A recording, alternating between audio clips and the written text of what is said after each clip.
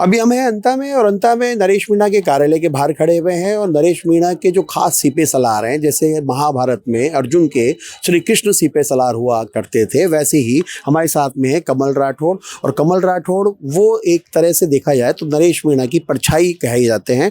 ये लगातार जो है हर तरह की रणनीति और राजनीति तौर पर उनका साथ दे रहे हैं। आज अगर देखा जाए तो अंता के अंदर में अंता में क्या विकास चाहिए, अंता में क्या विकास होने चाहिए, उसके बारे में आज हम उनसे बात करेंगे। कमल जी, सबसे पहले तो आपका स्वागत है। और अंता में ऐसी कितनी चीज़ें हैं जिनकी सबसे ज़्यादा यहाँ की जनता को मूलभूत सुविधाएं चाहिए? देखिए, जो 25-50 सालों का शासन रहा दोनों पार्टियों का, तो जनता से जो जुड़ी हुई मूलभूत सुविधाएं ना, जो सड़क, नाली, विद्युत आपूर्ति, जल आपूर्ति, मतलब छोटी छोटी मूलभूत सुविधाओं के लिए भी जनता परेशान है। यहाँ ये स्थिति है कि बस स्टैंड का मुद्दा है, एक बस स्टैंड नहीं है, जाम लगा रहता है। हर व्यापारी वर्ग, आम आदमी, हर व्यक्ति यहाँ पे परेशान है। अंता में मतलब सब्जी मंडी की परेशानी है, आम आदमी का जीना दूभर है। आम आदमी आज़ादी के इतने सालों बाद भी बदहाली में जीने को मजबूर है, और यही कारण है कि आज बदलाव की तरफ अंता बढ़ रहा है। अच्छा, कमल जी, क्योंकि मैं अंता घूम रहा हूँ, अंता के अंदर में देखा जाए तो सड़कें बहुत छोटी छोटी भी है, लेकिन एक जो चीज़ जहन में आई है कि यहाँ पर हॉस्पिटल के नाम पे वो बिल्कुल सामने छोटा हॉस्पिटल है। क्या लगता है यहाँ पे अगर कोई ऐसा हादसा होता है या बड़ा कोई मामला होता है तो यहाँ की जनता या तो कोटा जाएगी, इसके अलावा कोटा नहीं जाना चाहेगी, तो 12 के अंदर में कैसी सुविधाएं हैं जो अंता में होनी चाहिए? देखिए, ये बड़ा दुर्भाग्य का विषय 12 जिले के लिए कि पूरे 12 जिले में चाहे वो चिकित्सा सुविधा हो, चाहे वो शिक्षा व्यवस्था हो, हर चीज़ ठप है। यानी जैसे रेफर कोर्ट होते हैं ना, कि भाई कोई आए तो उसको रेफर किया जाता है, तो अंता और 12 के जो हेड क्वार्टर है वहाँ पर भी ये स्थिति, अगर कोई मरीज किसी गंभीर बीमारी से पीड़ित होता है या उसको गंभीर कोई बात होती है तो उसको सीधा कोटा रेफर किया जाता है। ये हमारा 12 का दुर्भाग्य मानो कि यहाँ ना तो चिकित्सा की कोई व्यवस्था है, न बेहतर शिक्षा व्यवस्था है। आज भी मतलब जो मूलभूत जो चीज़ें होनी चाहिए थी जिले के रूप में, वो कुछ भी नहीं है यहाँ पे। विकास से भी हमारा, अगर पूरे राजस्थान में देखा जाए तो सबसे पिछड़े जिलों में अगर कोई गिना जाता है वो 12 जिला है। और ये दुर्भाग्य है यहाँ के नेताओं ने किस तरीके से हमारे क्षेत्र को, हमारे 12 जिले को पिछड़ा बना दिया।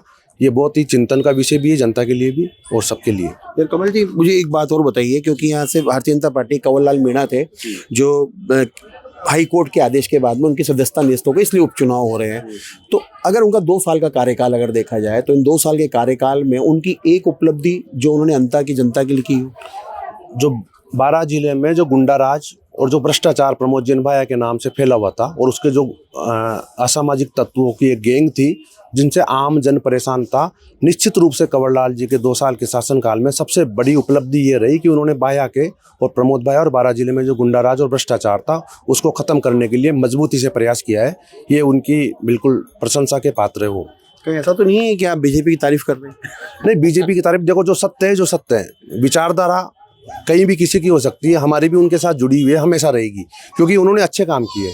जो जनता के लिए खड़ा होगा, जो शहर के लिए, अपने 12 जिले के लिए खड़ा रहेगा, वो तो सत्यता कही जाएगी। कंवर लाल जी ने मजबूती से काम किया है। और सबसे बड़ी बात है कि प्रमोद जैन भाई जैसे भ्रष्टाचारी, अहंकारी और जो एक डकैत टाइप के व्यक्ति होते हैं ना, जिससे आम जनता डरी हुई रहती है, तो भय के शासन से मुक्ति दिलाने का काम तो कंवर लाल जी मीणा ने मजबूती से किया है, इसमें कोई दो राय नहीं। अपन ये कह सकते हैं कि लड़ाई जो एक्चुअली क्या है, हमारी कांग्रेस या बीजेपी से नहीं है, हमारी लड़ाई सिर्फ प्रमोद जैन भाया से है, व्यक्तिगत लड़ाई नहीं, ये व्यक्तिगत लड़ाई नहीं है। हमारी लड़ाई प्रमोद जैन भाया के द्वारा उसकी जो अनीति, उसका जो अत्याचार और उसका जो मतलब गलत नीति से उपजे जो 12 जिले में हालात है, जिससे आम जनता परेशान हुई। जैसे अपराध, सबसे बड़ी दिक्कत है प्रमोद जैन भाया ने जो अपराध 12 में फैलाया।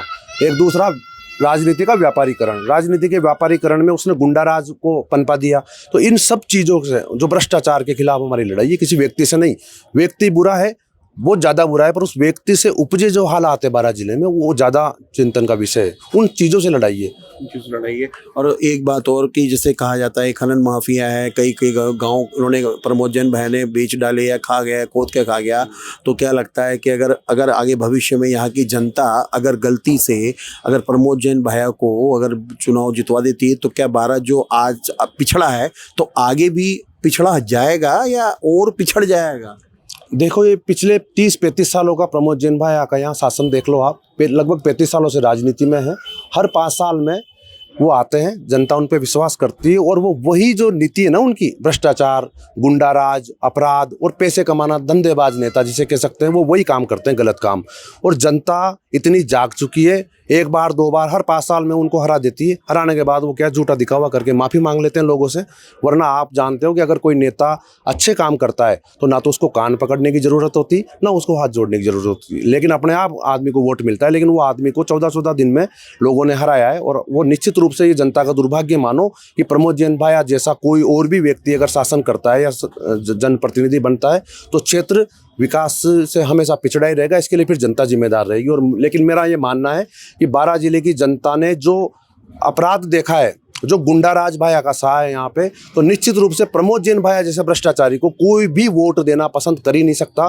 क्योंकि आज अगर 12 जिला पिछड़ा है और विकास से अछूता है और आम जनता परेशान है, तो उसके पीछे सिर्फ और सिर्फ प्रमोद जैन भाया का गुंडाराज, भ्रष्टाचार और जनता की अनदेखी है। आप देख रहे होंगे 12 जिले में कहीं भी चल जाओ, अंता में घूम लो, मांगरोल में घूम लो, जो मूलभूत चीज़ें हैं ना, आज सब्जी मंडी मान लो, ये पानी की समस्याएं मान लो, रोड की समस्याएं मान लो, गाँव में सड़कें नहीं है। इससे बड़ा दुर्भाग्य क्या हो सकता है कि 25-50 सालों के शासन में सभी सरकारी सत्ता में रही, उसके बावजूद रोड, सड़क, नाली जैसी सुविधाएं भी आप लोगों को उपलब्ध नहीं करा पा रहे। तो इसका मतलब आप नेता कहलाने के लायक ही नहीं हो। और जनता की भी जिम्मेदारी बन जाती है कि जब भी कोई नेता अन्याय करे और विकास से दूर रखे लोगों को, जनता की अनदेखी करे, तो जनता जितनी मजबूती से नेताओं को जिताती है, उतनी मजबूती से जनता की जिम्मेदारी बनती है कि वो उतनी मजबूती से झाड़ू मार के ऐसे नेता को बाहर निकाले, बाहर का रास्ता दिखाए। और यही कारण है जनता ने उनको 2 बार रिजेक्ट कर दिया। और एक बार जो रिजेक्ट कर दिया, काट की आंडी बार बार नहीं चढ़ती, वो हमेशा के लिए रिजेक्ट है 12 जिले से। मेरा विश्वास ही नहीं, मैं आपको यकीन और विश्वास के साथ कहता हूँ कि प्रमोद जैन भाई तीसरे नंबर पर जाएगा। भ्रष्टाचार के मामले में जरूर हमेशा राजस्थान में पहले नंबर पे रहेगा। एक मेरा बिल्कुल एक तीखा सवाल और आपका छोटा जवाब। नरेश मीणा को उग्र नेता माना जाता है। उनकी छवि जो है कार्यकर्ताओं में अच्छी भी है, लेकिन वो कई बार उनके वीडियो वायरल हुए कार्यकर्ताओं के साथ में। तो क्या लगता है एक स्वच्छ और अच्छे नेता को ऐसे आचरण का या वो लेना चाहिए? देखो, एक संगठन होता है, आपस में जो होते हैं ना, उनमें भी एक परिवार होता है, जैसे एक टीम होती है। तो उस टीम में अनुशासन कब रहता है? आज बड़े जो होते हैं, बड़े भाई, पिता जो होते हैं, वो अपने बच्चों को डांट के रखेंगे, तभी वो अनुशासन में रहेंगे। हम व्यवस्था बनाने के लिए आए, तो जब हमारे अपने लोग ही अगर व्यवस्था बिगाड़ेंगे तो उनको डांटना भी पड़ेगा। तो नरेश मीणा कई बार उसका मैसेज भी गलत चला जाता है। नहीं, वो मैसेज तो लोग जो क्या है उनसे जलते हैं ना, उसकी लोकप्रियता से जलते हैं, उस वजह से वो मैसेज को उसको नेगेटिव फैलाने का प्रयास करता है। लेकिन जनता सब जानती है, वो ऐसा व्यक्ति है जो पूरे राजस्थान में आपने देखा होगा कि आज अगर सड़कों पर जनता के लिए कोई लड़ रहा है तो केवल और केवल एक नाम है, वो है नरेश मीणा। और उसकी उग्रता पर मैं आपको बताऊं कि जब आप अपने सराउंडिंग देखते हो, जिस जिले में आप पैदा हुए हो, जो आपकी जन्मस्थली रही है, वहाँ के जो हालात हैं, वहाँ के जो डरे हुए लोग हैं, उन लोगों की दुर्दशा जब आप देखोगे तो गुस्सा आना तो लाजमी है। तो बिल्कुल देखिए, ये थे कमल राठौड़, जो एक तरह से देखा जाए तो जैसे मैंने आपको पहले भी कहा कि महाभारत में अर्जुन के जो कृष्ण सारथी थे, ये नरेश मीणा के सारथी हैं। और नरेश मीणा को वो तमाम राजनीतिक गलियारों में क्या करना चाहिए, क्या नहीं करना चाहिए, उनकी रणनीति क्या होनी चाहिए, उसके बारे में वो अवगत कराते हैं। और हमने उनसे भी बात की और अंता की जो समस्याएं हैं, मूलभूत समस्याएं हैं, तो यहाँ ज़्यादा उनकी बातों से तो ये साफ नज़र आया कि यहाँ आम आदमी को ना तो बिजली, पानी, सड़क की समस्या है, यहाँ समस्या है तो प्रमोद जैन भाया की समस्या है। और अगर यहाँ की जनता वो किसको वोट देती है, ये तो 11 तारीख को पता पड़ेगा। लेकिन दोनों ही पार्टियां और प्लस निर्दलीय उम्मीदवार नरेश मीणा लगातार अपनी जीत की हुंकार भर रहे हैं।